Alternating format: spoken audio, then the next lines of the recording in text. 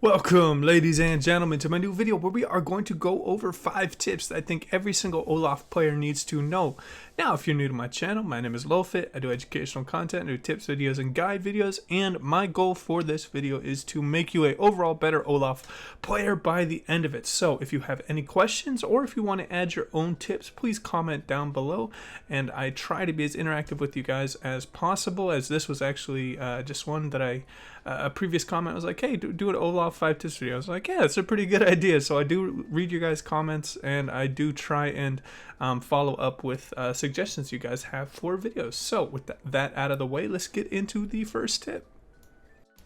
Alright, and getting into tip number 1, I want to talk about the most important thing with Olaf, and that is, if you only get one thing out of this video, please remember this.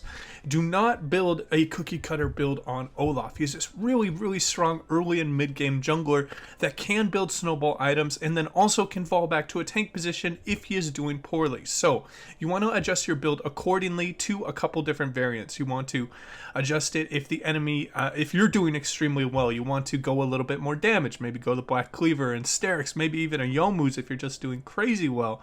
And then also, if the kind of the other side of the coin for that, if you're not doing well, you want to fall back to a tank role of just being utility with slows and a frontline with things like Cinderhulk, Righteous Glory, Dead Man's Plate. Also, another thing you guys need to consider when you're looking to build is the enemy team a very kite heavy build? Do they have a lot of people that have like a big backline threat that you need to put pressure on if you're looking to win fights? That means that you need to get mobility. You need to get things like Righteous Glory and Dead Man's. That is going to give you increased movement speed, as well as an extremely underrated rune right now in Approach Velocity that will give you an extra 15% movement speed when you land an axe or you get a slow.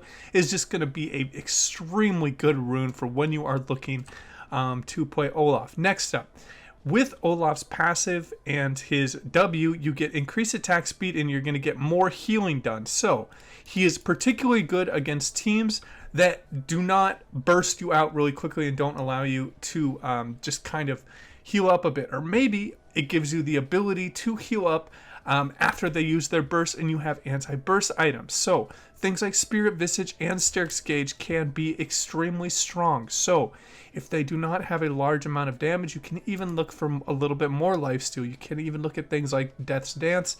Maybe you're playing in the top lane and you're playing against a Quinn. Sometimes the best item you can build up there is a Bork. So really want to adjust your build accordingly to how the game state is going. It's going to take a while to fool around. If you have any questions for me on this, you can just be like, hey, I'm in this situation, I'm playing against this jungler, I'm playing against a tank jungler, how should I build? I'd love to answer your questions down in the comments down below, and we will get right into tip number 2. Alright, and getting into tip number 3, I want to talk a little bit about maybe if you are a top lane. This is predominantly going to be geared towards top lane Olaf players. I know there are a few, but it is mostly a jungle pick.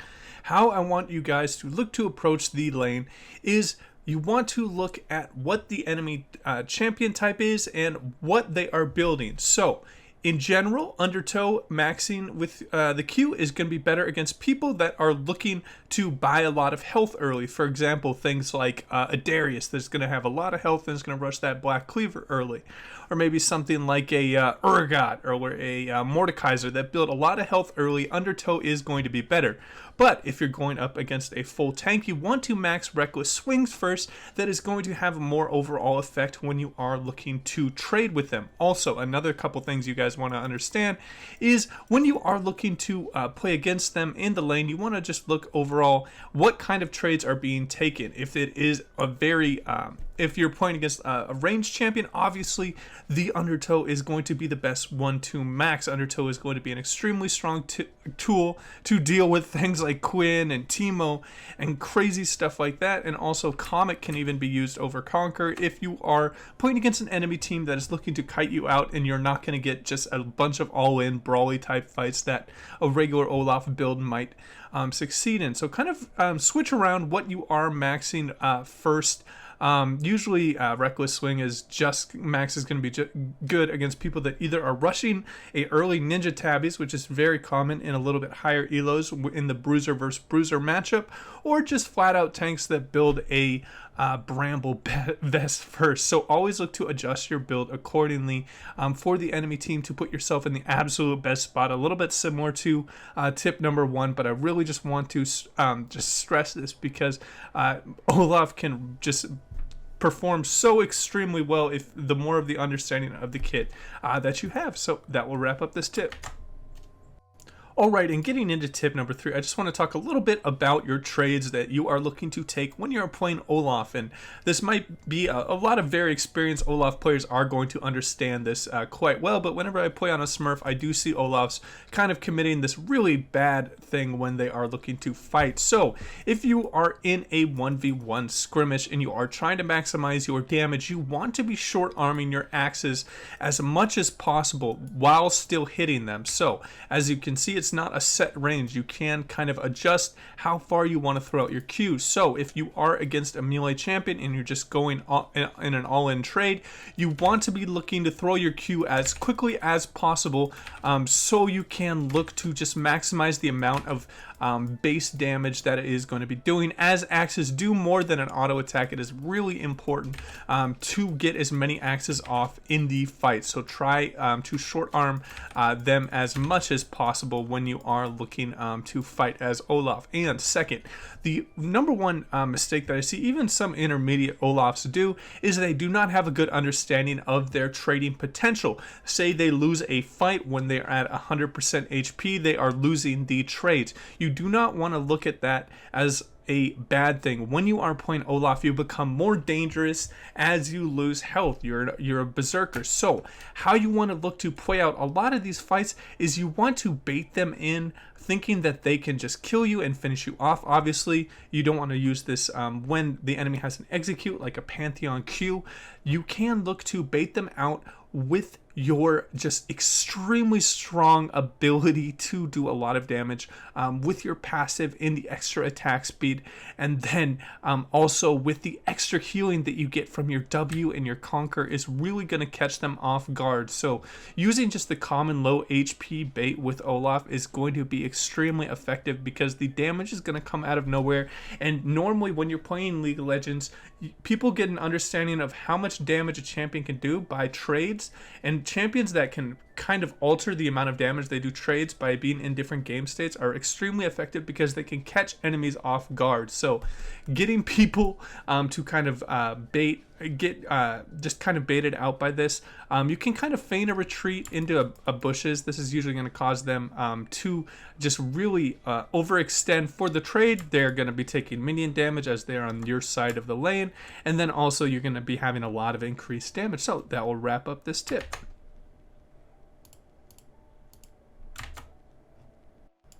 Alright, and jumping into tip number 4, I want to talk a little bit about team fights and just like an overall thing that I see a lot of people doing that is a really big mistake when they are playing Olaf, and that is to fall into the trap of always thinking that you need to Ragnarok in and chase the backliners off as much as possible. But there are several different ways you can look to play out team fights, as when you use your ultimate, you do lose the 40 armor and 40 magic resist that you get, which is going to provide a lot of tankiness. You need to look at what your team needs from you in a team fight. If you have something like a Fed Kaisa that's 10-2, and the enemy ADC is like 0-5. You want to look to just protect your ADC. You do not want to overextend and bait your team into bad fights when you can't even end up catching the ADC and putting your team just in a really bad position. An alternate type of playstyle that you can look to use is using your undertow on the divers and getting those slows while protecting your ADC. Sure, it's not as fun as just being this raging berserker running in and trying to kill everything, but you really want to adjust your play towards the different game states, and this is going to provide you with a lot more of utility that's going to come out of this champion. You do not want to look at him like something like like how a lot of people play Xin Zhao, where they just kind of run in, they're just like a missile, they just try and shoot in on one person, kill them, and then maybe do enough damage to the next person to get the team fight win. How you want to look to play Olaf is just adjusting to the current game state. Maybe you went 3-0 in the early game, but ended it's the late game now and you're 5-5. You do not want to be that guy that just throws the game because he thinks he's still as strong as he was in the early and mid game, and just running in with all your cooldowns and not having enough late game damage when you are playing Olaf, when you could have just been just kind of a peeling and slow machine for your team. Now, when you are looking to play Olaf, you do not want to fall into the habit of not using your ultimate when you're doing that passive style that I'm talking about, because of the really good amount of movement speed, and the extra attack damage is going to provide you with some kind of an alternate amount of defensive stats, because it's going to give you more lifesteal out of your W with the increased attack damage and overall damage that's being done with your Conqueror. So if you have any questions about how to play out certain team fights, I'd love to help you out in the comments down below, and that will wrap up this tip.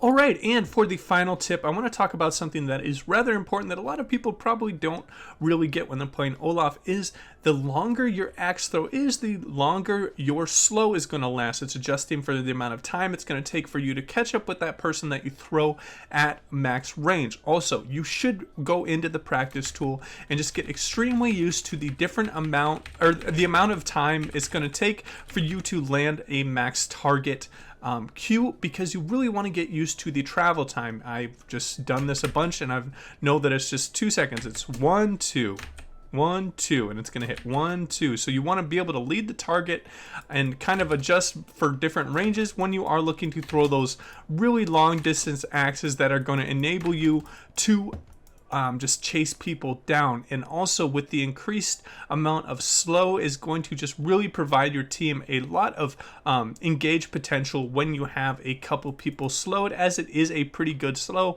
at 45% at the max level. And it's just going to really give you more of an understanding with Olaf, as Olaf isn't like the hardest champion to execute, as it's pretty simple mechanics. There aren't like really like dashes that you need to do in very particular ways. You're a little bit tanky, so it's a little bit more forgiving.